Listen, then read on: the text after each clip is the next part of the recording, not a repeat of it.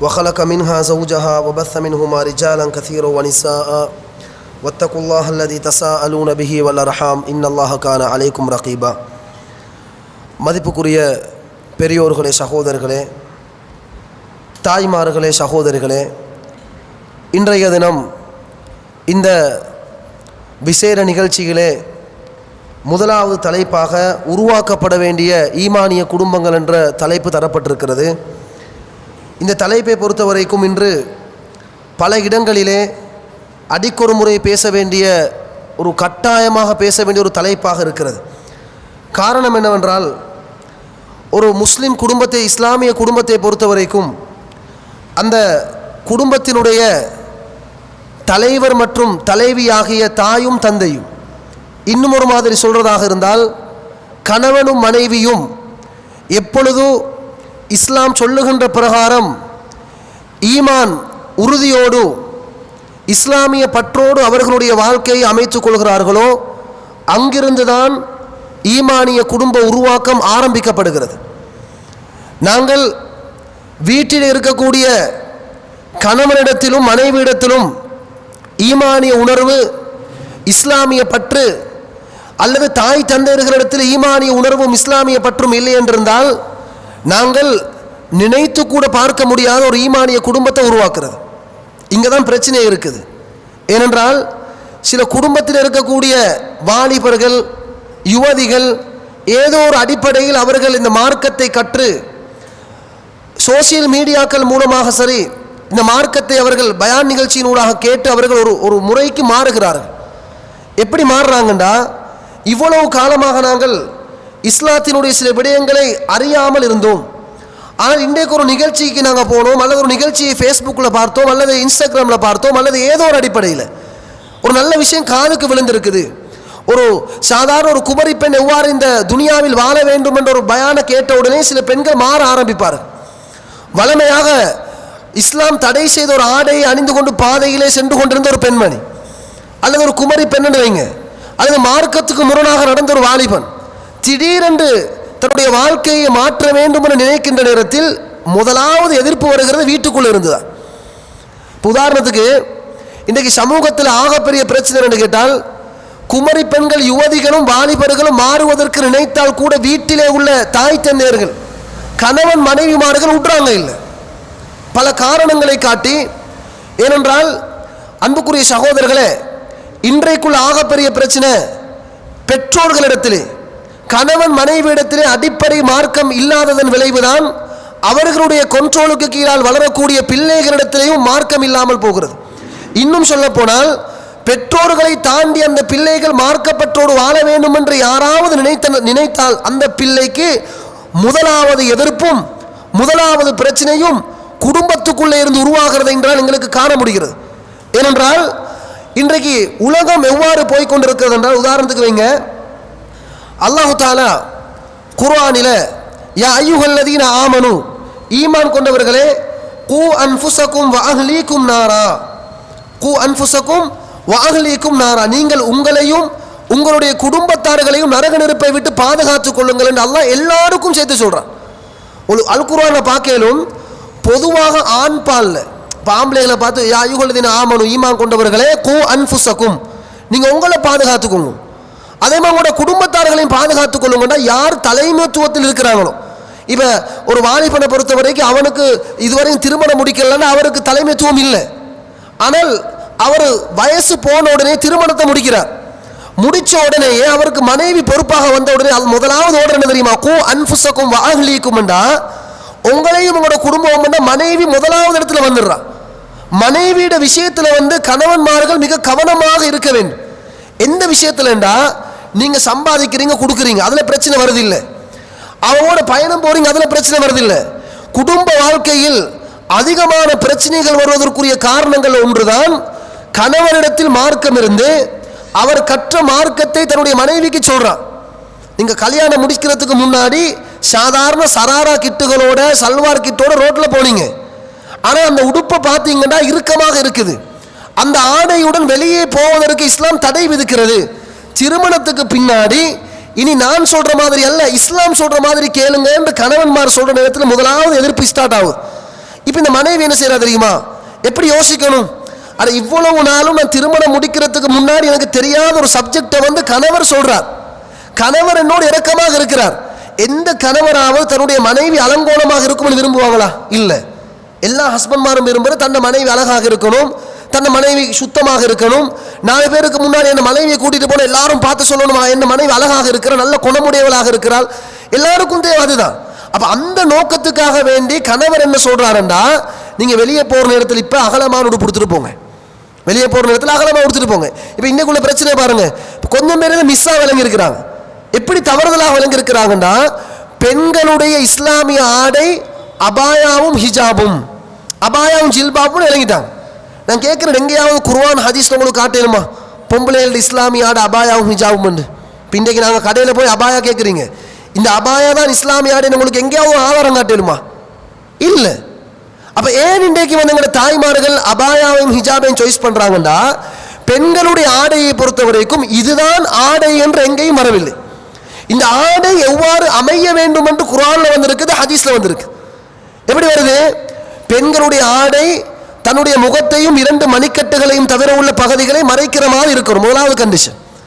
இப்போ அதை ஓகே, எல்லாரும் அதுக்கு ரெடி, மறைக்கிறதுக்கு ரெடி. அடுத்த பிரச்சனை வருது என்ன தெரியுமா? நீங்க மறைக்கிற நேரத்தில் உங்களோட உடம்புடைய வடிவம் விளங்காமல் அகலமாக இருக்கணும். இங்க கொஞ்சம் கிளேஷ் ஆகுது. எனவே ஃபேஷன் இல்லாம போகுதே. இந்த பாலிமாய் போட்டு 18 வயசு 19 வயசு குமரி பொம்பளைகளுக்கு, குமரி பெண்களுக்கு வந்து அகலமான அபாயம் உடுப்பாட்டினா முதலாவது உம்மாமா ரேசுவாங்க. முதலாவது எதிர்ப்பு வருது யாரு? தாய்க்கிட்டே. நீ என்னடி இப்படி உடுத்துக்கொண்டு வாரே, உன்னைய பார்த்து 4 பேர் கல்யாணம் பேசி வரணும், பொன் கேட்டு வரணும், நீ என்னண்டா பார்த்த பார்வையிலேயே ஒரு 40 வயசு கிழவி 40 வயசு பெண்கள் உடுக்கிற மாதிரி அகலமான அபாயம் உடுத்துடுவார், பெரிய சோழனை போட்டுவார். அப்படி வரப்படாது. இலங்கை நாட்டில் சில ஊர்கள் இருக்கின்றன, பேர் சொல்ல முடியவில்லை. அந்த ஊர்ல எப்படி கலாச்சாரம் என்றா, அந்த தாய் தந்தையர்கள் எவ்வளவு மார்க்கமாக இருந்தாலும், விரல் விட்டு எண்ணக்கூடியவர்கள் இருக்கிறாங்க, மார்க்கமாக இருந்தாலும் அவங்களுக்கு ஒரு தேவை ஒன்று இருக்குது தெரியுமா? தண்ட மகள் பருவ வயதை அடைந்ததற்கு பிற்பாடு எங்கேயாவது கல்யாணம் வரும், எங்கேயாவது ஃபங்க்ஷன் வரும், தண்ட மகளை அங்கே அழைச்சிட்டு போனா 4 பொம்பளைகள் வந்து அவங்கள்ட்ட உங்களோட மகளை எங்கட மகனுக்கு பேசுவோமா, உங்களோட மகள் எங்கட தாத்தர மகனுக்கு பேசுவோமான்னு பெண் கேட்டு வரணும் என்றதை எதிர்பார்க்கிறான்.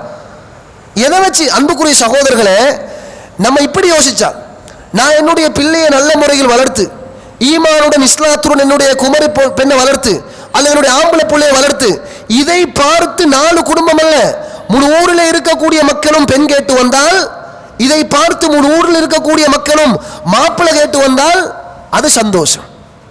அதை நல்லா விளங்கணுங்க.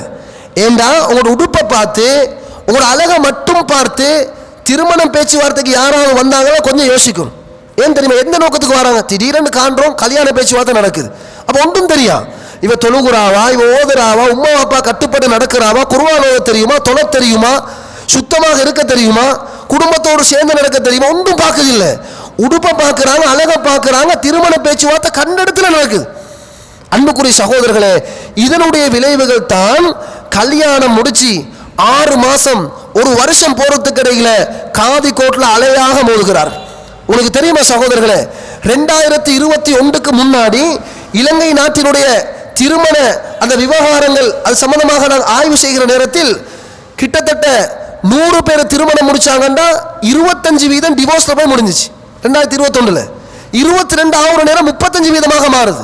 2023 ஆண்டு, இப்ப நாங்க 2024 முடிய போகுது, 2023 ஆண்டினுடைய கடைசி பகுதியில் தரம் என்ன தெரியுமா? 50-50 டிவோர்ஸ் நடக்குது. 100 பேர் திருமணம் முடிச்சாங்கன்னா 50 பேர் வாழ்றாங்க, 50 பேர் டிவோர்ஸ்ல போறாங்க. இது தரவு தானே, இது காதி கோட்டுக்கு வந்த தரவு. இன்னைக்கு நான் கேட்கிறேன், டிவோர்ஸும் இல்லாம பிரிவினை ஒன்றுமே இல்லாம தரவுகளின் பிரகாரம் கணவன் மனைவியா வாழ்றாங்க. ஆனா அவங்க சேர்ந்து வாழ்றாங்க இல்ல, 1 வருஷமாக சேர்ந்து இல்ல, 2 வருஷமாக சேர்ந்து இல்ல, ஹஸ்பண்டுக்கும் ஒய்ஃபுக்கும் பிரச்சனை, ஆனா காதி கோட்டுக்கு ஒன்றும் போகல, போனா தான் தரவுக்கு வரும். இப்ப எங்களுடைய கணிப்பீட்டின் பிரகாரம் சகோதரர்களே, காதி கோட்டுக்கு வந்த தரவின் பிரகாரம் 50% டிவோர்ஸ் நடக்குதுண்டா, இன்னைக்கு காதி கோட்டுக்கு போகாம பிரிஞ்சு நிக்கிறாங்க. இவங்க எல்லாரும் பேசி சேர்ந்தால் நான் நினைக்கிறேன் 60-70 தாண்டும். இது புதிய ஜெனரேஷன்ல நடக்குது. ஏன் நடக்குது தெரியுமா? எல்லாரும் நினைக்கிறாங்க இந்த குடும்பம் என்றது சும்மா வயசு வந்த உடனே, இப்ப நாங்க எப்படி பயம் பண்றோம், ரசூலுல்லாஹ் சொல்றாங்க, யா மஅஷர ஷபாப் வாலிபர்களே மனிஸ்ததா மின்குமுல் பாஅத ஃபல்யதஸவ்வஜ், யாருக்கு சக்தி இருக்குதோ அவங்க திருமணம் முடிச்சுக்கோங்கன்றோம். ஃபஇன்னஹு அகத்து லில் பஸர் வ அஹ்ஸனு லில் ஃபர்ஜ். ரசூல் என்னது சொல்றாங்க? வசதி உள்ளவங்க சக்தி உள்ளவங்க திருமணம் முடிங்க. ஏன் காரணம் தெரியுமா? திருமணம் முடிக்கிறதனூடாக இஸ்லாம் சில விஷயங்கள் எதிர்பார்க்குது. அகத்து லில் பஸர், ஆணுக்கும் தான் பெண்ணுக்கும் தான் கண் பார்வையை தாழ்த்தி கொள்றதுக்கு கல்யாணம் ஹெல்ப்பாக அமையுது, அப்படித்தானே? வ அஹ்ஸனு லில் ஃபர்ஜ், மர்ம உறுப்புகளை பாதுகாத்துக் கொள்வதற்கு கல்யாணம் ஹெல்ப்பாக அமையுது. ரசூல் இந்த ரெண்டு காரணத்தையும் சொல்றாங்க. ஆனா இன்றைக்கு நடக்கிற திருமணங்கள்ல சில திருமணங்களை பார்க்குற நேரத்தில் இந்த ரெண்டும் விஷயம் நடக்குது இல்லை. அவன் கல்யாணம் முடிச்சிருந்தாலும் பார்க்குற பெண்களை பார்த்து கொண்டு தான் இருக்கிறான், இருக்கிற தொடர்பை வச்சு கொண்டு தான் இருக்கிறான். வ அஹ்ஸனு லில் ஃபர்ஜ், திருமணம் முடிச்சதுக்கு பிறகு பெண்களோட மோசமான தொடர்புகளை வச்சு கொண்டு இருக்கிறான். என்ன காரணம் தெரியுமா? திருமணத்துடைய யதார்த்தத்தை புரியாமல் முடித்துக் கொடுக்கப்படுகிறது. நான் வளமையாக சொல்கிற விஷயம் சகோதரர்களே, திருமணம் என்று வருகிற நேரத்தில் நீங்க புக் பண்ற ஹோலுக்கு 1.5 லட்சம் 2 லட்சம் 5 லட்சம் கொடுக்குறீங்க. 50 சவன் சாப்பாடு போடுறீங்க, ஒரு சவனுக்கு 8,500 10,000 ரூபா காஸ்ட் ஆகுது. கல்யாண பொண்ணுக்கு வந்து உடுப்பு வாங்குறீங்க, 2-3 லட்சத்துக்கு வாங்குறீங்க. முன்னுக்கு பின்னுக்கு சாப்பாடு போடுறீங்க. எல்லாத்தையும் டோட்டல் பண்ணி பார்த்தீங்கன்னா ஒரு சாதாரண கல்யாண வீட்டில் நீங்க கடைசியா பட்ஜெட் பண்ணி பார்த்தீங்கன்னா 25 லட்சத்தை தாண்டுது, 25 லட்சத்தை தாண்டுது. நான் கேட்கிற சகோதரர்களே, இவ்வளவு செலவழிக்கிறீங்க உங்களோட மகன்கிட்ட கல்யாணத்துக்காக, உங்களோட மகன்கிட்ட கல்யாணத்துக்காக, இதெல்லாம் செலவழிக்கிறதுக்கு யோசிக்கிற நீங்க எப்பயாவது ஒரு நாள் யோசிச்சிருக்கிறீங்களா? நான் 25 லட்சம் செலவழிக்கிறேன் கல்யாணத்துக்கு, ஒரு 50,000 செலவழிச்சு என் மகனுக்கு திருமணம் சம்பந்தமாக படிச்சு கொடுக்கறதுக்கு நான் என்னத்தை செஞ்சிருக்கிறேன்? என் மகனுக்கு ஒரு 50,000 செலவழிச்சு ஒருத்தர் ஹயர் பண்ணியாவது கல்யாணத்தை பத்தி படிடா. மகளுக்கு வந்து யாரையாவது ஒருத்தர் சாட்டி சஹீஹுல் புகாரியில் 150க்கு மேற்பட்ட ஹதீஸுகள் வருது கல்யாணத்தை பத்தி மட்டும். இப்போ நாங்கள் எல்லாரும் கல்யாணம் முடிச்சு வாழ்றோம், புள்ள குட்டியாவது பிள்ளைகளையும் கூட கல்யாணம் முடிச்சு கொடுக்குறவங்களும் வந்தாச்சு. ஆனா எங்களுக்கு எத்தனை ஹதீஸ் தெரியும்? 150க்கு மேற்பட்ட ஹதீஸுகள் புகாரியில மட்டும் இருக்குது கல்யாணத்தை பத்தி. தெரியா? அது ஒன்றும் தெரியா. சும்மா நாடகத்தை பார்க்கறது, படத்தை பார்க்கறது, வயசு வந்ததோட எல்லாம் மாப்பிள்ளை ரெடியா, மாப்பிள்ளை கலை விளங்குது, அவனுக்கு கல்யாணம் பேசுறது, அங்கே பொம்பளை பிள்ளைகள் கொமரான உடனே அண்ணன் வீட்டுல எல்லாம் ஸ்டார்ட் கல்யாணம் பேச அப்படியே ஓகே. 2 பேருக்கும் தெரியாது ஏன் கல்யாணம் முடிக்கிறேன்னு தெரியா. ஒரு மாசம் 2 மாசம் போக்குள்ள கிளேஷ் உருவாகுது. அப்ப ஈமானிய குடும்பம் என்று உருவாக்குறது சும்மா நாங்கள் நினைச்சதோட கல்யாணம் முடிச்சு கொடுத்ததோட ஈமானிய குடும்பம் உருவாகாது. சின்னத்தில இருந்தே பிள்ளைகளுக்கு நீங்க ஈமான இஸ்லாத்தை கொடுக்கணும். ஃபர்ஸ்ட் கூட்டுக்குள்ள வாரத்தில் ஒரு துவா என்ன, தூங்குறதுக்கு முன்னாடி ஒரு துவா என்ன, பிஸ்மில்லா சொல்றது, அல்ஹம்துலில்லாஹ் சொல்றது, பெரியோர்களை மதிக்க பழக்கிறது, உம்மா பாப்பமார கட்டுப்படுறதுக்கு பழக்கிறது, அடுத்த வயசுல மூத்தவங்களை கண்டா எப்படி கண்ணியப்படுத்துறது, அதே மாதிரி வயசுக்கு வந்ததோட ஆம்பளைகளை கண்டா எப்படி உள்ளுக்கு ஓடுறது. உங்களுக்கு தெரியுமா பெருநாள் தொழுகை சம்பந்தமாக வரக்கூடிய ஹதீஸ்ல எப்படி வருது? ரசூலோட ஹதீஸ் எப்படி வருது? உமிர்து, எனக்கு ஏவப்பட்டது. அந்த சஹாபி பெண்மணி என்ன சொல்றா? எனக்கு ஏவப்பட்டது பெருநாளுடைய தினத்துக்கு எல்லாரும் கிரவுண்டுக்கு வர சொல்லி, ஹைல்கார பெண்களும் வரணும். அதே நேரத்தில் ரவாத்தில் ஹுதூர், இந்த வீட்டுக்குள்ளே இருக்கக்கூடிய இந்த குடிசைகளில் ஒதுங்கி இருக்கக்கூடிய அந்த பெண்களையும் வர சொன்னாங்க. இந்த வார்த்தை எதை சொல்லுது? இந்த வார்த்தை எதை தெரியுமா சொல்லுது? குமரி பெண்கள் என்று வார நேரத்தில் அவங்களோட அசல், அவங்களோட அடிப்படை இடம் வீட்டுக்குள்ளதான். ரவாத்துல் ஹுதூர் என்றது வெக்கத்தோட வீட்டுக்குள்ளே இருப்பாங்க, தேவைக்கு மட்டும்தான் வெளியே வருவாங்க.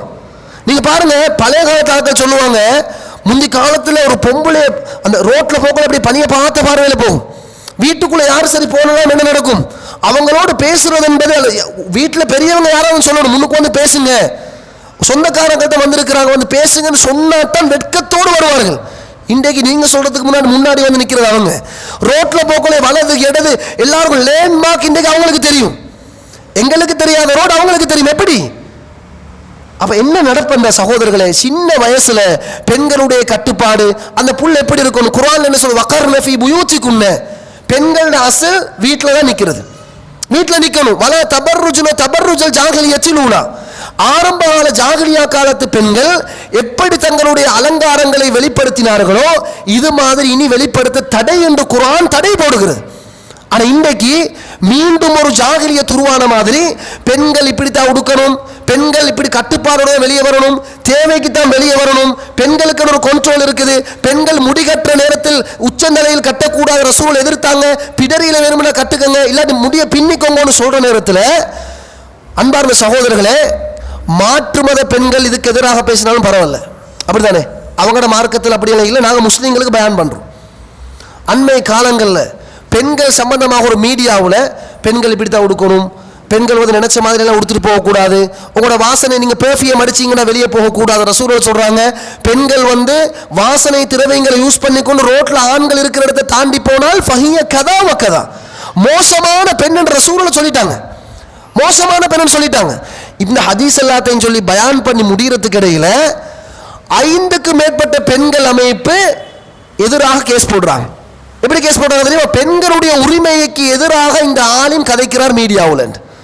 இப்படியாப்பட்ட ஒரு காலத்தில் வாழ்ந்து கொண்டிருக்கிறோம். எனவே சகோதரர்களே, ஹதீஸ சொல்ற நேரத்தில் பெண்கள் தரப்பில் இருந்து எங்களுடைய உரிமைக்கு எதிராக இவர்கள் பேசுகிறார்கள் என்று கேஸ் போடுறாங்கண்டா எப்படி நாங்கள் ஈமானிய குடும்பத்தை உருவாக்குறது? யோசிச்சு பாருங்க பாப்போம், எப்படி உருவாக்குறது? அப்ப ஆரம்ப காலத்தில் இதுக்குரிய அடிப்படைகளை ஃபவுண்டேஷன் பிள்ளைகளுக்கு படிச்சு கொடுக்காம, பெண்கள் மட்டுமல்ல ஆம்பளைகளும் அப்படித்தான், ஆண்களுக்கும் சொல்லிக் கொடுக்கணும். ஒரு பெண்ணை கண்ணை எப்படி நடந்து கொள்றது, நீங்க கல்யாணம் நீங்க இந்த வயசுல வந்து எப்படி மூத்தவங்களை மதிக்கிறது, பொம்பளைகளை பற்றிய மரியாதையையும் கண்ணியத்தையும் ஆண்களுக்கு சொல்லிக் கொடுக்கணும். இப்போ ஆம்பளை நினைச்சு கொண்டு வாலிபர் நினைச்சு கொண்டு எப்படி தெரியுமா, அந்த சும்மா ஆட்கள் பேசுவாங்க தானே, கல்யாணம் முடிச்சா வைஃபை கண்ட்ரோல் வச்சுக்கணுமே சொல்லிக் கொடுப்பாங்க, கல்யாணம் முடிச்சா வைஃபு கண்ட்ரோல் வச்சுக்கோங்க அப்படின்னுவாங்க. அதை நினைச்சு ஆண்கள் பார்க்க, ரைட், நான் யாரை முடிச்சாலும் வேண்ட கண்ட்ரோல் இருக்கணும். அப்ப கண்ட்ரோல்ல வைக்கிறதுன்னா என்ன அர்த்தம்? அடிமைப்படுத்துறதா? இப்போ ஆண்கள் குர்ஆன்ல வர அர்ரிஜாலு கவ்வாமூன அலன் நிசா, எப்பயுமே ஆண்கள் தான் பெண்களை நிர்வகிக்கணும். இது அர்த்தம் என்ன? நிர்வாக பொறுப்பு ஆண்களுக்கு இருக்குது, ஆனால் நிர்வாகத்துக்கு கீழே உள்ளவங்க அடிமைகளா? இல்லை, அவங்களுக்கு எல்லா சுதந்திரம் இருக்குது, அவங்க கதைக்கலாம், பேசலாம், உங்களோட அனுமதியோட வெளியே போகலாம், அவங்களோட கருத்துக்களை கூட உங்களுக்கு சொல்லலாம். அன்புக்குரிய சகோதரர்களே, இன்றைக்கு ஈமானிய குடும்பங்களை உருவாக்குறதுக்கு முதலாவது விஷயம் என்ன தெரியுமா? இப்போ நாங்கள் என்ன சொல்றோம், குழந்தை வளர்ப்பில் இஸ்லாம் தாக்கம் செலுத்த வேண்டும், ஈமானிய குடும்பம் உருவாகும். திருமண தெருவில் ஒரு ஆணுக்கு பெண்ணை செலக்ட் பண்ண நேரத்திலையும் ஒரு பெண்ணுக்கு ஆணை செலக்ட் பண்ண நேரத்திலையும் அங்கே இஸ்லாம் பார்க்கப்படணும். இந்த 2 இடத்தை நீங்க சரியா செஞ்சீங்கன்னா ஈமானிய குடும்பம் வரும்னு நாங்கள் சொல்றோம். இப்போ இதை சொல்ற நேரத்தில் அடுத்தவங்களுக்குரிய பிரச்சனை என்ன தெரியுமா? இப்போ நான் கல்யாணம் முடிஞ்சு இப்போதான் பயான கேட்குறேன், இப்போ ஹஸ்ரத் நீங்க சொல்றதெல்லாம் சரி, ஆனா டூ லேட், நான் இப்போ முடிச்சு படுற பாடு, நான் அவசரப்பட்டுட்டேன் அப்படின்வாங்க. கொஞ்சம் பேர் இப்படி கதைக்கிறாங்க. இப்போ இவர்கள் நினைக்கிறாங்க, கல்யாணம் முடிச்சவங்க நினைக்கிறாங்கன்னு தெரியுமா, இந்த பயான நான் 2 மாசத்துக்கு முன்னாடி, ஒரு 2 வருஷத்துக்கு முன்னாடி கேட்டிருந்தா நான் வேறொத்தியை பார்த்து செலக்ட் பண்ணிருப்பேன், நான் என்னோட செலக்ஷன் பிள்ளை ஆகிட்டு. இதை நினைச்சே மௌத்து வரைக்கும் வாழ்றாங்க. அன்புக்குரிய சகோதரர்களே, இது பிழை. ஒவ்வொரு மனுஷன் நினைக்கிற தெரியுமா, அல்லாஹ்வுடைய கலாக்கதிரில் வந்து நான் இவ்வளவு நாளும் பிரச்சனைப்பட்டு வாழ்ந்துட்டேன், இப்ப பயான கேட்டாச்சு, இப்ப எனக்கு கிளியர், நான் இப்படித்தான் குடும்பத்தை நடத்தணும், ஈமானிய குடும்பத்தை உருவாக்கணும், நான் படிச்சுட்டேன், இப்ப என்னத்தை செய்யறேன் அப்பையிலிருந்து நீங்க முடிவெடுங்க. இப்ப கல்யாணம் முடிச்சு 5 வருஷம் தாண்டணும் வைங்களேன், நாங்கள் செலக்ட் பண்ணக்குள்ளே மார்க்கத்தை பார்க்கவும் இல்லை, ஒன்றையும் பார்க்கல, சும்மா ஊட்டாக்கள் பேசுறாங்க, அல்லது அழகை மட்டும் பார்த்து முடிச்சாச்சு. இப்போ ஒன்றும் இல்லை, குடும்பத்தில் சந்தோஷம் இல்லை, நிம்மதி இல்லை, பிரச்சனையை தான் வாழ்ந்து கொண்டிருக்கிறோம். போராத்துக்கு ஹசரத் வந்து ஈமானிய குடும்பத்தை பத்தி பேசுறாரு, அது எனக்கு சாத்தியமே இல்லைன்னு ஒவ்வொருத்தர் நினைச்சீங்கன்னா அது பிள்ளை. நீங்க முடிவுக்கு வரணும் என்ன தெரியுமா, ரைட், முடிச்சு 5 வருஷம் தானே ஆகுது, இன்றைக்கு நான் மனைவியோடு உட்கார்ந்து பேசுறேன், இன்றைக்கு மனைவியோடு உட்கார்ந்து பேசுங்க. பாருங்க, நீங்களும் பயானம் கேட்டீங்க, நானும் பயானம் கேட்டேன், அல்லது நீங்க பயானுக்கு வர நான் இங்க கேட்டு வந்திருக்கிறேன். போன காலத்தை விட்டுருங்க, இன்றையிலிருந்து இஸ்லாம் கணவன் மனைவி எப்படி வாழ சொல்லுதோ அதுக்கு நீங்களும் நெக்ரியாகணும், நானும் நெக்ரி. எங்களுக்கு தீர்ப்பு தாரது இஸ்லாம் தான். இப்போ உதாரணத்துக்கு பாருங்களேன், மனைவி வந்து என்ன கேட்கிறா, அவங்க உம்மாவை பார்க்க போகணும், நான் சொல்றேன் கூடாது, போ தேவையில்லைன்ற, அவ போகணும் என்றா, இப்ப சண்டை வருமா இல்லையா?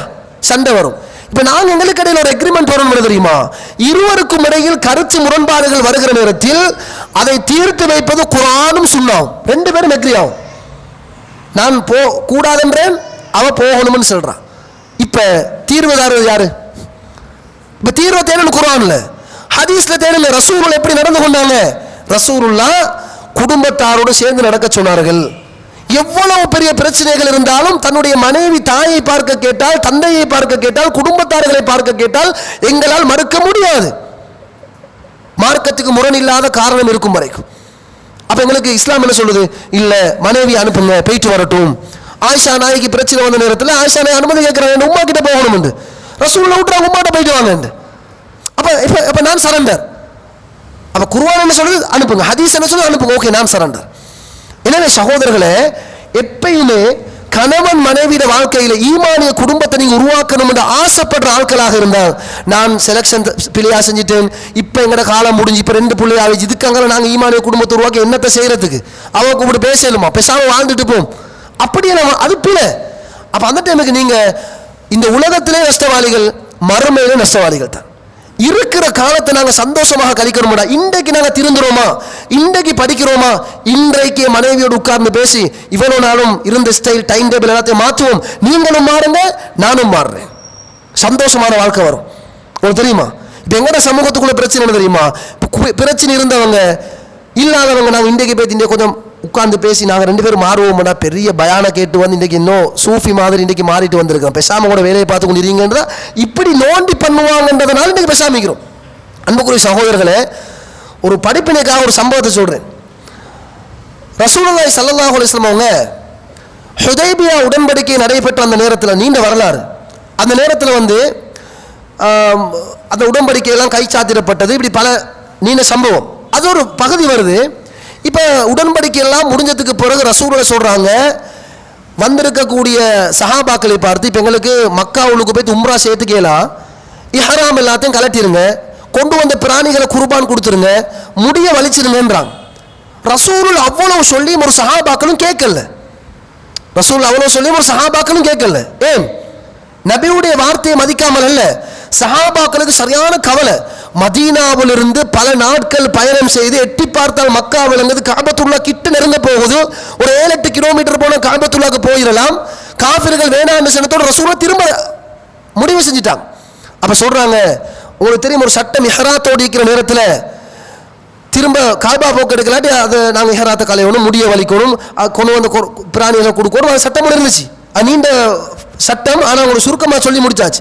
இப்போ ரசூலுல்லாஹ் சொல்கிறாங்க, கேட்குறாங்க இல்லை, சரியான கவலைப்பட்டு ரசூலோட மனைவி கிட்ட போய் கேட்குறாங்க.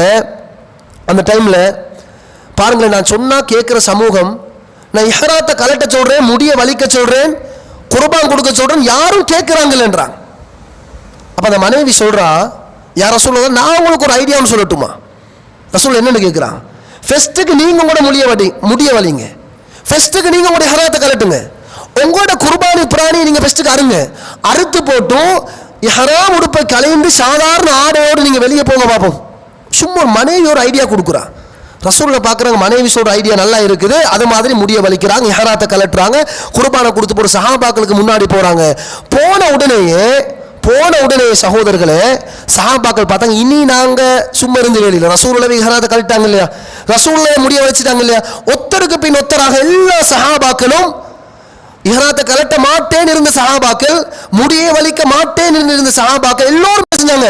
ஒத்தருக்கு பின் ஒத்தரா முடிய வலிக்கிறாங்க, இஹ்ராத்தை கலட்டுறாங்க, நார்மல் ட்ரெஸ்ஸை மாற்றிட்டாங்க. சக்ஸஸாக நடந்துச்சா இல்லையா? சக்ஸஸாக நடந்துச்சு. இந்த வரலாறுங்களுக்கு எதை உணர்த்துது என்றால், கணவன் மனைவியாக வாழ்ற நேரத்தில் உண்மையான ஈமானிய குடும்பமாக இருந்தால், இஸ்லாமிய பற்றுள்ள குடும்பமாக இருந்தால், கணவன்மார் தங்களுடைய ஈகோ எல்லாத்தையும் ஒரு பக்கமாக வச்சுட்டு மனைவி சொல்ற ஐடியாக்கள் நல்ல ஐடியாவாக எடுக்கணும். நீ குடும்பங்களை பிரச்சனை வரதுக்கு காரணம் என்ன தெரியுமா?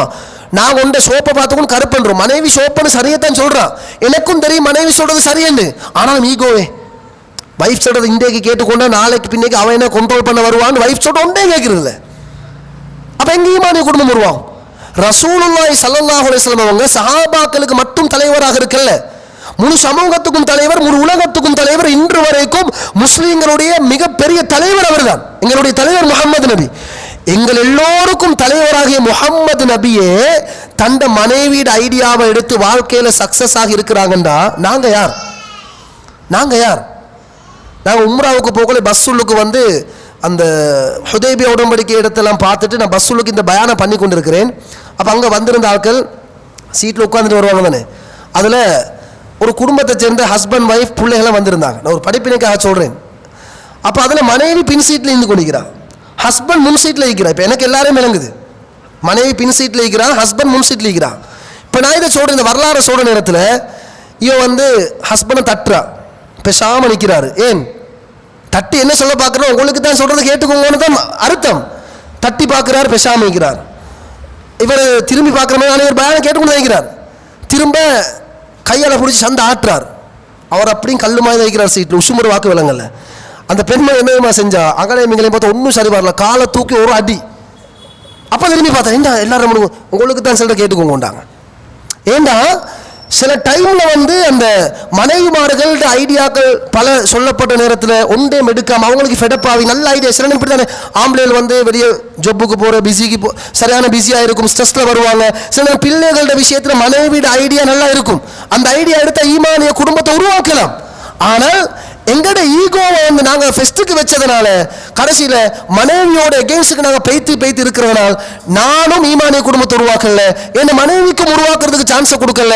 நாளை பின்னைக்கு வளர்ற பிள்ளைகள் குழந்தைகளுக்கு ஈமான் இஸ்லாத்தை பற்றி எந்த அறிவும் இல்லைண்டா எங்க 2 பேருக்குமே ஈகோ பிரச்சனை. அன்புக்குரிய சகோதரர், இப்படி நிறைய பிரச்சனை. ஏன் மனைவிமார்கள் விரும்புறாங்க எங்க ஹஸ்பண்டுக்கு எப்படியாவது இதை உணர்த்துங்க. அப்ப நாங்கள் உணருமா இல்லையா? பெண்கள் விஷயத்துல ரசூல் இன்னொரு ஹதீஸ் சொல்றாங்க, நாக்கிசாத்து அக்லின் வனாக்கிசாத்து தீனின் அப்படியும் ஒன்று இருக்குது. அதாவது பெண்கள் விஷயத்துல வந்து அவங்க மார்க்க விவகாரத்திலும் குறைவாக இருப்பாங்க, சிந்திக்கிறதுலையும் குறைவாக இருப்பாங்க. அப்ப அவங்களுக்கும் அப்படி ஒரு செய்தி தரப்பட்டிருக்குது. அதனால தான் சாட்சி சொல்ற விஷயத்துல ஒரு ஆணுக்கு 2 பெண் சமன்னு சொன்னாங்க. இந்த இஸ்லாத்தை பொறுத்த வரைக்கும் சில கட்டங்கள் ஆண்களுக்கு முன்னுரிமை கொடுக்குது, இன்னும் சில கட்டங்கள் பெண்களோட கருத்தை எடுக்கணும்னு சொல்லுது. அப்ப பேலன்ஸ் பண்ணணும்.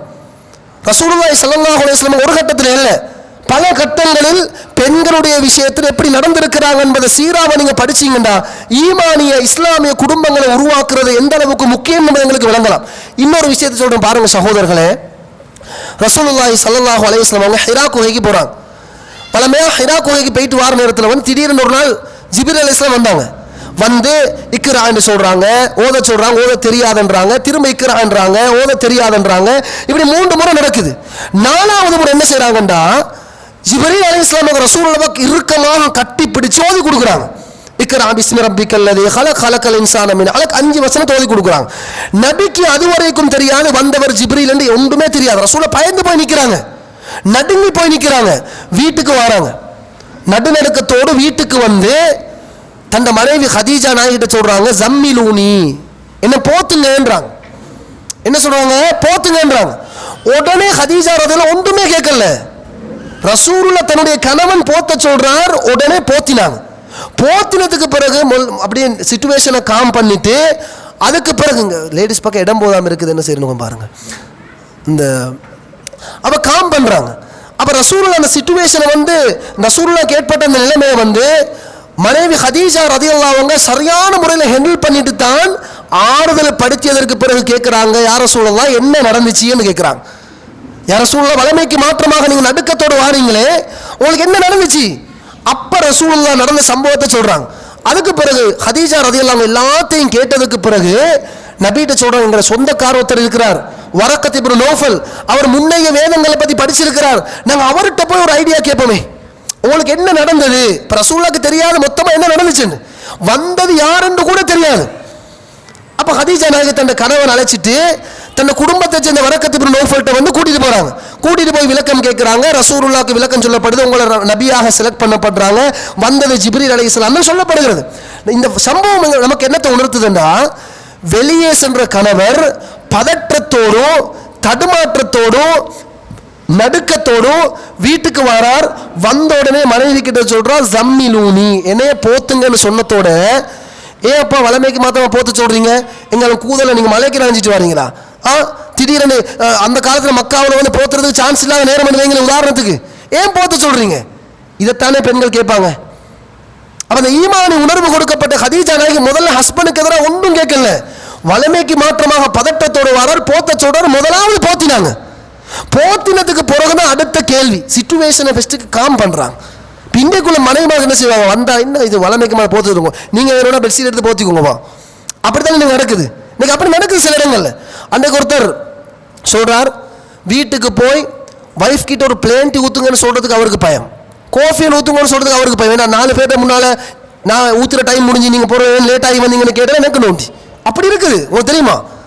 அப்படி இருக்குது. இப்ப நீங்க நினைக்கிறோம் நாங்கள் சும்மா கற்பனை பண்ணி சொல்றதுன்னு. இன்றைக்கு சமூகத்தில் ஈமான் இஸ்லாம் குடும்பங்கள் இல்லாததுனால அந்த அளவுக்கு பிரச்சனைகளை தாக்கி பிடித்துக் கொண்டு சிலர் பொறுமையாக வாழ்ந்து கொண்டிருக்கிறார். ஒரு இடத்துல ஒரு ஹோட்டல் ஒருத்தர் சந்திக்கிறார். சந்திச்சு போட்டு சாப்பிட்டு எல்லாம் முடிஞ்சு போயிட்டு வாருன்னு சொல்லிட்டு போயிட்டார். அவர் ஒரு விஷயத்தை சொன்னார், என்ன தெரியுமா? முந்தைய அந்த சௌத்துல் ஃபுர்கான் நிகழ்ச்சி ரேடியோவில் போன காலம். அப்போ அவர் சொன்னார், எங்களோட வீட்டில் மனைவி பிள்ளைகள் எல்லாம் சௌத்துல் ஃபுர்கான் நிகழ்ச்சியை கேட்பாங்க, உங்களோட பயானெல்லாம் போடுற இடத்துல குடும்பத்தில் எல்லாரும் கேட்பாங்கன்னு சொல்லிட்டு அந்த சப்ஜெக்டை பேசிட்டு ஓகே போயிட்டு வரேன்னு போயிட்டு. அப்போ அவர் என்ன தெரியுமா செஞ்சார்? கொஞ்சம் தூரம் போனதுக்கு அப்புறம் ஓடிக்கொண்டு வரார். அதுக்கு வர்றதுக்கு முன்னால் அவர் ஒரு விஷயத்தை சொன்னார். வீட்டில் எனக்கும் மனைவிக்கும் சரியான பிரச்சனை, அந்த கதை சொல்லிங்க, வீட்டுக்கும் எனக்கும் மனைவிக்கும் சரியான பிரச்சனை, இந்த பிரச்சனை எப்படியாவது தீர்க்கணும், உங்களோட பயான சவுத்துல் ஃபுர்கானில் கேட்குறாங்க தானே, அதனால் ஹஸ்பண்ட் எப்படி மதிக்கணும், பிள்ளைகள் பெருத்ததுக்கு அப்புறம் பிள்ளைகளோடு சேர்ந்து கொண்டு ஹஸ்பண்டை கணக்கெடுக்காமல் வைக்கிறத பற்றி கொஞ்சம் பயானோட சொல்லுங்க ஹசரத் என்னாங்க. அப்போ நான் சொன்னேன், அந்த தலைப்பு சிச்சுவேஷன் வார நேரத்தில் அதை நாங்கள் சொல்லுவோம் மட்டும் சொல்லிட்டு விஷயம் பண்ணி நான் போயிட்டேன். இவர் ஓடிக்கொண்டு வாரார், பதறி அடிச்சுக்கொண்டு கையை தட்டி, ஹசரத் கொஞ்சம் நில்லுங்க. அப்போ என்னென்னு பார்த்து அவர் சொல்கிறார், இந்த ஒரு விஷயம் சொல்ல மறந்துட்டேன், நீங்கள் பயானில் நான் சொன்னதெல்லாம் சொல்லுங்கள், தயவு செஞ்சு என் பேரை மட்டும் சொல்லிடுவான். நம்ம இப்போ ரேடியோவில் பேரை சொல்லுவோமா, சொல்ல மாட்டோம். அவருக்கு அவ்வளோ பயம். இது வல்லாஹ் உண்மையாக நடந்த சம்பவத்தை சொல்கிறேன்.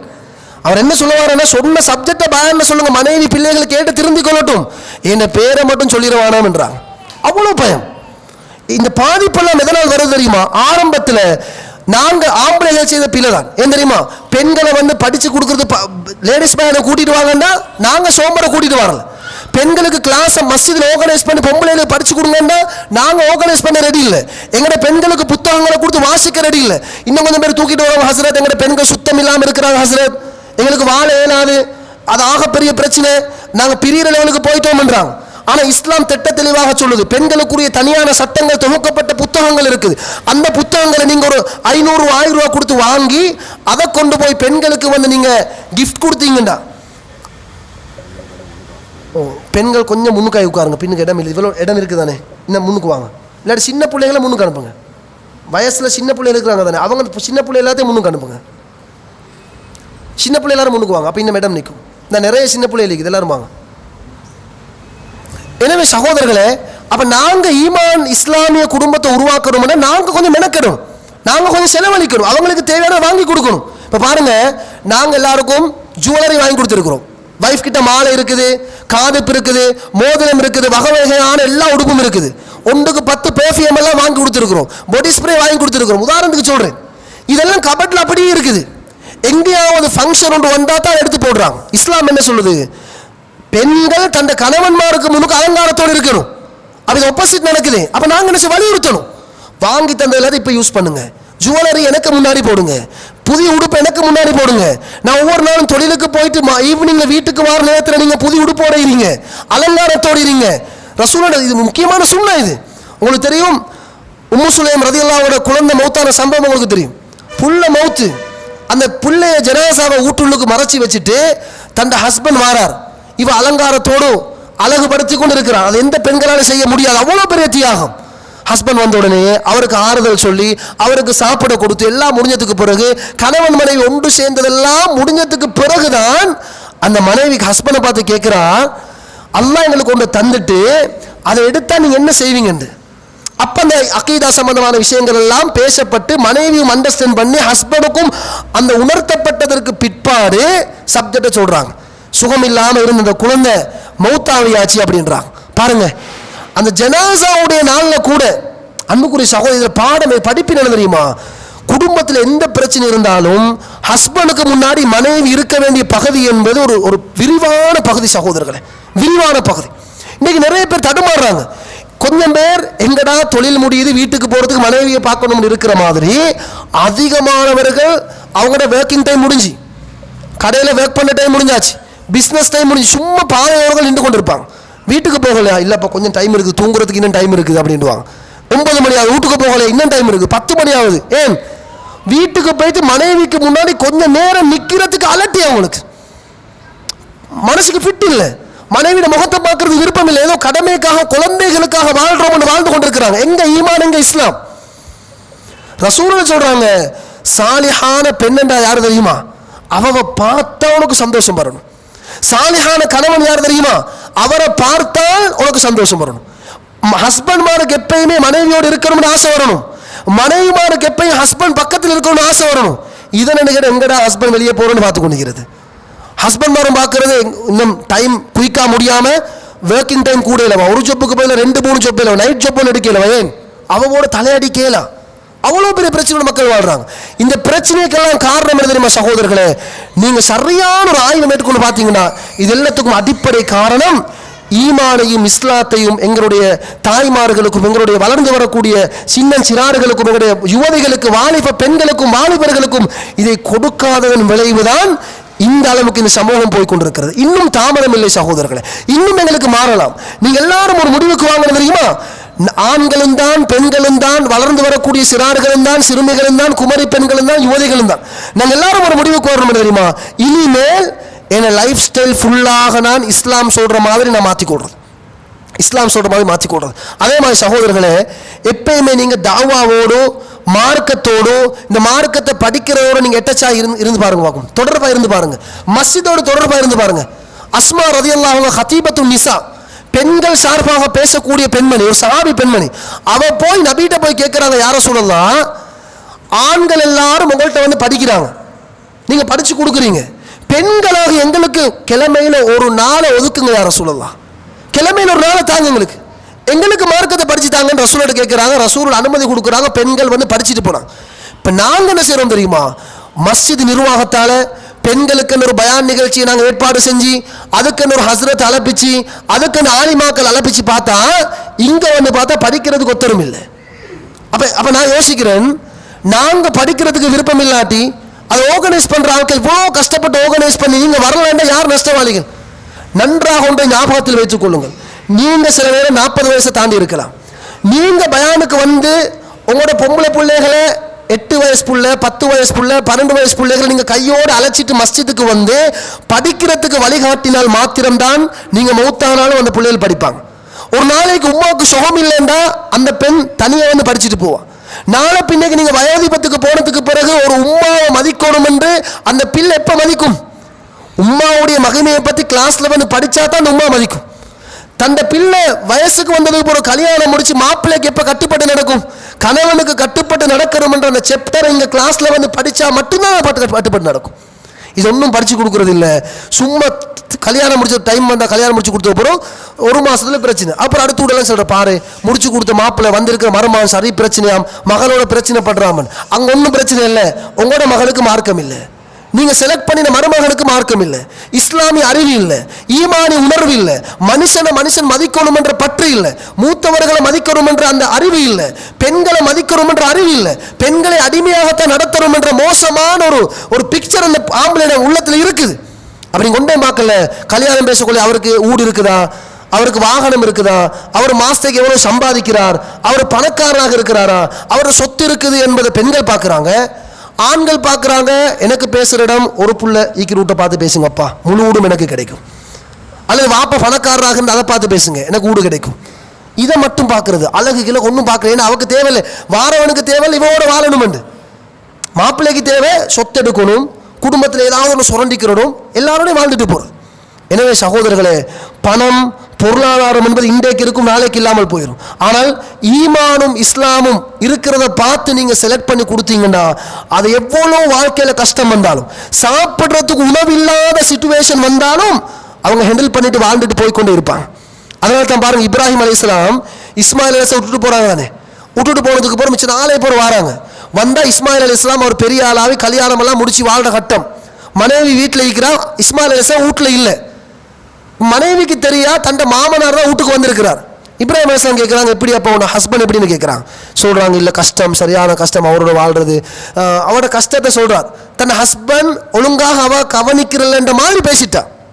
உடனே இப்ராஹிம் அலைஹிஸ்ஸலாம் சொல்லிட்டு போறாங்க அந்த மருமகள்கிட்ட, இஸ்மாயில் உங்களோட ஹஸ்பண்ட் வந்தா சொல்லுங்க, இந்த வீட்டு நிலையை கொஞ்சம் மாற்ற சொல்லுங்க அப்படின்ட்டு போயிட்டாங்க. ஹஸ்பண்ட் வீட்டுக்கு வரார். வந்ததுக்கு அப்புறம் இப்படி ஒருத்தர் வயசாளி ஒருத்தர் வந்தார், இப்படி விசாரிச்சாரு, இப்படி சொல்லிட்டு போனார். உடனே சொன்னாங்க, எங்களோட வாப்பா வந்த உடனே தலாக் சொல்ல சொன்னா, நீ போயிரு அப்படின்ட்டாங்க. ஏன் தன் ஹஸ்பண்ட குறைய வெளியே கதைச்சா. அதே மாதிரி இன்னொரு கல்யாணம் முடிக்கிறாங்க, திரும்ப வரார். அந்த மனைவி கிட்ட கேட்கிறாங்க, ஹஸ்பண்ட் எப்படின்னு. அவர் சொல்றாங்க, அல்ஹம்துலில்லாஹ் திறமா வாழ்ந்து கொண்டிருக்கிறோம். சொல்றாங்க, வீட்டு நிலையை அப்படியே வச்சுக்கொள்ள சொல்லுங்கன்றாங்க. இஸ்மாயில் அலைஹிஸ்ஸலாம் வந்ததுக்கு அப்புறம் சொல்றாங்க, இப்படி ஒருத்தர் வயசாளி ஒருத்தர் வந்தார், இப்படி சொல்லிட்டு போனார். ரைட், நீ நல்லா சொல்லியிருக்கிற. அன்புக்குரிய சகோதரர்களே, எப்பயுமே நீங்க யோசிக்கணும் தெரியுமா, 4 பொம்பளைகள் சேர்ந்து அவங்களோட ஹஸ்பண்டை குறைய கதைக்கொள்ளே உங்களுக்கும் சொல்லணுமான்னு இருக்கும். எல்லாரும் ஃப்ரெண்ட்ஸ் மாதிரி சேர்ந்து அவர் அப்படி இவர் இப்படின்னு சொல்லக்கொள்ளே சைத்தான் சொல்லி நீங்க மட்டும் சொல்ல இல்லை. அந்த டைம் நீங்க பொறுமையாக இருந்து நீங்க உங்களோட குறைய மறைச்சி, ஹஸ்பண்டை குறைய மறைச்சி அடுத்தவங்களுக்கு நீங்க உபதேசம் செய்யணும் தெரியுமா. இங்க பாரு, அவர் தான் கஷ்டப்பட்டு சம்பாதிக்கிறார், எங்களை பார்க்கிறார், எங்களுக்கு தர்பியா தர்றார், பிள்ளைகளை வளர்க்கிறார், எங்களுக்கு உறுதுணையாக இருக்கிறார். இன்னைக்கு ஹஸ்பண்ட் மாறு இல்லாதவங்கள்ட்ட போய் கேட்டுப்பாரு, எவ்வளோ அவஸ்தைப்பட்டு கொண்டிருக்கிறான். எனவே நாங்கள் குறைகளை மறைக்கும், நாங்கள் பொறுத்துக்கொள்வோம். அல்லாஹ் எங்களுக்கு ஒரு கட்டத்தில் கதாக்கத்தில் எழுதின எங்களுக்கு கிடைக்கும், நாங்கள் சமாளித்து வாழ்ந்துட்டு போயிடுவோம். அந்த ஈமானி உணர்வை கொடுக்கும். எனவே சகோதரர்களே, ஈமானிய உணர்வுள்ள குடும்பத்தை உருவாக்குறது என்பதில் ஆண்கள் மட்டும் தயாராகி வேலையும் இல்லை, பெண்கள் மட்டும் தயாராகி வேலையும் இல்லை. ரெண்டு ஒன்றுக்கு சேரும். ஹஸ்பண்டும் ஒரு முடிவுக்கு வரணும், மனைவியும் ஒரு முடிவுக்கு வரணும். நாங்கள் எல்லாரும் சேர்ந்து தான் என்ன செய்யணும், ஈமானிய உணர்வுள்ள அந்த குடும்பத்தை உருவாக்குறதுன்னு. அடுத்ததாக சகோதரர்களே, பெரியோர்களே, இன்னொரு முக்கியமான விஷயம் என்ன தெரியுமா? இந்த ஈமானிய உணர்வுள்ள குடும்பத்தை உருவாக்குறதாக இருந்தால் நாங்கள் படிக்கணுமே, நாங்கள் படிக்கணும், சும்மா வராது. இப்போ நாங்கள் வீட்டுக்குள்ளே சும்மா உட்காந்துட்டு நானும் ரெடி ஈமானிய குடும்பத்தை உருவாக்குறது, நீங்களும் ரெடி, என்ன எப்படி உருவாக்குறது, எதை வச்சு உருவாக்குறது இல்லை. பேசிக் நாலேஜ் எங்கள்கிட்ட இருக்கணும். முதலாவது அகீதா படிக்கணும். பிள்ளைகளுக்கு ஒரு பிரச்சனை வர இடத்துல எது நடந்தாலும் கொல்லும் மின் இந்தில்லா, எல்லாம் அல்லாஹ்வுடைய நாட்டப்படி தான் நடக்குது என்ற அடிப்படையை கொடுங்க பிள்ளைகளுக்கு. நீங்களும் அதுக்குள்ள வாங்க, அப்பதான் கஷ்டம் வார நேரத்தில் வந்து அனைத்தும் அல்லாஹ்வுடைய நாட்டப்படி நடக்குது என்ற பொறுமை உங்களுக்கு வரும், ஈமானிய குடும்பம் உருவாகும். இந்த கொரோனா பிரச்சனை நேரத்தில் சகோதரர்களே, நிறைய பொருளாதார பிரச்சனை வந்துச்சு. தொழில் இல்லை, வளமைக்கு பிரைவேட் வெஹிக்கிளில் போனவங்க பப்ளிக் பஸ்ஸில் போக வேண்டிய சிச்சுவேஷன், இன்டர்நேஷனல் காலேஜில் படித்த பிள்ளைகளை மாற்றி கவர்மெண்ட் ஸ்கூலுக்கு மாற்றின சிச்சுவேஷன், ரெஸ்டாரண்ட்டில் போய் சாப்பிட்டவங்க வீட்டில் கூட சாப்பிட்றதுக்கு வசதி இல்லாமல் இருந்த சிச்சுவேஷன். இந்த நேரத்தில் இலங்கையில் ஏற்பட்ட தலாக்ட ஸ்பீட் என்ன தெரியுமா சகோதரர்களே? கட்டுமையான ஸ்பீடில் தலாக் நடந்துச்சு. என்ன காரணம் தெரியுமா? இல்லை, அவர் ஃபெஸ்ட்டுக்கு என்ன லக்ஸரியாக வாழ வச்சரி பொண்ணும் தாராரு இல்லை, வேணுமென்னு கொடுக்காமிக்கல்ல. பொருளாதாரம் அப்படி அந்த அளவுக்கு இலங்கையில் பாதிக்கப்பட்டுச்சு. ஆனால் அந்த மனைவிக்கு அண்டர்ஸ்டாண்ட் பண்ண முடியல. என்ன தெரியுமா? என் ஹஸ்பண்ட் இருக்கக்கூட அள்ளி தந்தார், இல்லாத நேரத்தில் பொறுமையாக இருக்கணும் என்ற அந்த உணர்வு அந்த பெண்கிட்ட இல்லை. அதனால் வந்த ஸ்பீடுக்கு நீங்கள் என்ன விட்டுட்டு போயிருங்க, நீங்கள் தலாக் சொல்லலைன்னா நான் உங்கள்கிட்ட கேட்பேன் அப்படின்ற லெவலுக்கு வந்து நிறைய தலாக் நடந்துச்சு. அதில் அதிகமானவங்களை விசாரித்து பார்த்தா பொருளாதாரத்தை சரியாக மேனேஜ் பண்ணாமல் பொருளாதார பிரச்சனை தான் அந்த காலத்தில் ஏற்பட்ட தலாக்குக்குரிய காரணம் என்பதை எங்களால் அறிய முடிஞ்சிச்சு. எனவே சகோதரர்களே, அல்லாஹ்வுடைய நாட்டப்படி எல்லாம் நடக்குது என்ற அடிப்படை அகீதாவை எங்களை பிள்ளைகளுக்கும் சொல்லிக் கொடுப்போம், மனைவிமார்களுக்கும் சொல்லிக் கொடுப்போம். சில குடும்பங்களில் வந்து ஹஸ்பண்டை விட மனைவி நல்லா அண்டர்ஸ்டாண்ட் பண்ணுவான், நல்லா படித்த பொம்பளையாக இருப்பான். அவன் என்ன தெரியுமா செய்யணும்? ஹஸ்பண்ட் ரெஸ்பெக்டை வச்சு அவருக்கு கொடுக்குற மரியாதையை கொடுத்து அவருக்கு படித்து கொடுக்கணும். அது மாறி நடந்துடும் கூட. இப்போ எனக்கு தான் எல்லாம் தெரியும், உங்களுக்கு ஒரு ஒன்றுமே தெரியும், நான் சொல்கிறத பேசாமல் கேளுங்கன்னா அங்கே திரும்ப அங்கே ஈமானிய உணர்வு இஸ்லாமிய உணர்வு ஒன்றும் இருக்காது, திரும்ப மர பிரச்சனை தான் வரும். மனைவி தெரிஞ்சுக்கணும் என்ன தெரியுமா? ஓகே, நல்லா தெரியும் ஹஸ்பண்டை விட நான் தான் படிச்சிருக்கிறேன், ஆனால் எப்படி அணுகிறது, எவ்வளோ சொன்னாலும் அவர் ரெஸ்பெக்ட் கொடுக்கணும். நான் இன்றைக்கு ஒரு விஷயம் ஒன்று படித்தேன், நான் உங்களுக்கு சொல்லித்தரேன், நீங்கள் பெரும்பாலும் உங்களுக்கு தெரிஞ்சிருக்கும் தான் என்றாலும் சொல்லித்தரேன்னு நீங்கள் சொல்லி கொடுத்து பாருங்க பாப்போம், அண்டர்ஸ்டாண்ட் பண்ணுவான். சில பொழுது சகோதரர்களே, நாங்கள் சில நேரம் குர்ஆனை பாடமாக்கி இருப்போம், ஹதீஸை படிச்சிருப்போம், ஹதீஸை மரணம் கொடுத்திருப்போம், பயான் பண்ணியிருப்போம். சில கட்டங்களில் மனைவி ஒரு இடத்துல ஸ்டெப் பண்ணி இப்படி ஒரு ஹதீஸ் வருது கொஞ்சம் பாருங்க, நாங்கள் யோசிப்போம் இவ்வளோ விளக்கம் இருக்குது இந்த ஹதீஸுக்கு, படித்தாலும் அந்த விளக்கம் வேறொத்தோட வாயிலிருந்து வார நேரத்தில் எங்களுக்கு வித்தியாசமான ஒரு உணர்வு வரும். அதனால் சொல்ற சகோதரர்களே, படிப்பு என்பது மாறி மாறி நாங்கள் மனைவிக்கு சொல்லிக் கொடுக்கணும், மனைவி எங்களுக்கு சொல்லித்தரணும், எல்லாரும் அண்டர்ஸ்டாண்ட் இருக்கணும். இதில் அவனுக்கு சொல்லித்தந்ததை நான் கேட்டால் நான் சின்னவனாக போகிறதும் இல்லை, நான் சொல்லித்தர மனைவி கேட்டால் அவன் அடிமையாக போகிறதும் இல்லை. எங்களுக்கு இடையே மாறி மாறி படிச்சு கொடுறது. எனவே சகோதரர்களே, ஈமானி உணர்வுள்ள குடும்பத்தை உருவாக்குறதுக்கு அறிவு என்பது இல்ம் என்றது ஆக முக்கியம். அடுத்ததாக சகோதரர்களே, ஒரு மசாலாவில் மார்க்க விவகாரங்களை தெளிவு இல்லாத நேரத்தில் நாங்களாக முடிவுக்கு வராமல், இல்லை பக்கத்தோடு பொம்பளையிட்ட போய் மசாலா கேட்காம அது சம்பந்தமாக ஒரு துறை சார்ந்த கேளுங்க. இன்னைக்கு நிறைய குடும்பங்கள் சிதைந்து போகிறதுக்கு காரணம், இன்னைக்கு முஃப்திமார் எங்கே கூடிய சொல்லுங்க பாப்போம், ஆம்பளைகள முஃப்திமார் கூட பொம்பளையில் கூடயா? பொம்பளையில் தான் இன்றைக்கி முஃப்தியாக்கள் நிறைய இருக்கிறாங்க.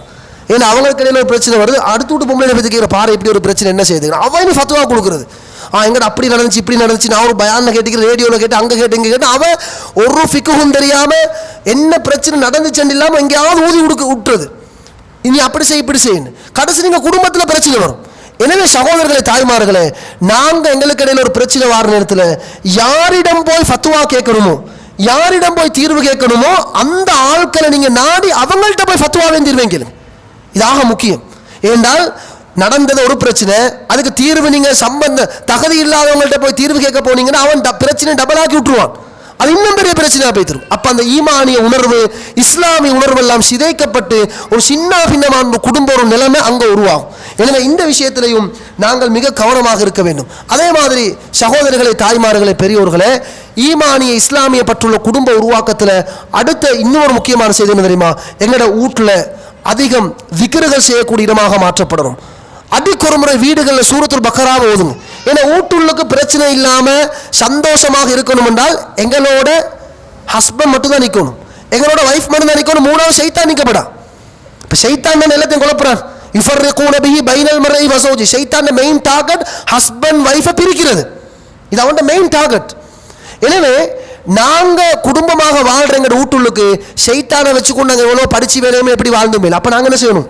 அடிக்கொரு முறை சூரத்துல் பக்கராவை ஓதினால் சைத்தான் அந்த ஊட்ட விட்டு விரண்டு விடுறான். உள்ளுக்கு வரக்குள்ள பிஸ்மில்லா சொல்லிட்டு வாங்க. சாப்பிட்றதுக்கு முன்னாடி பிஸ்மில்லா சொல்லி சாப்பிடுங்க. எனவே ஷைத்தானை விரட்டக்கூடிய அனைத்து வேலைகளையும் நீங்கள் வீட்டில் செய்யுங்க. இன்ஷா அல்லாஹ் அந்த வீட்டில் ஈமானிய உணர்வுள்ள, இஸ்லாமிய பற்றுள்ள குடும்பம் நிச்சயமாக அங்கே உருவாகும் என்பதில் மாற்று கருத்து கிடையாது.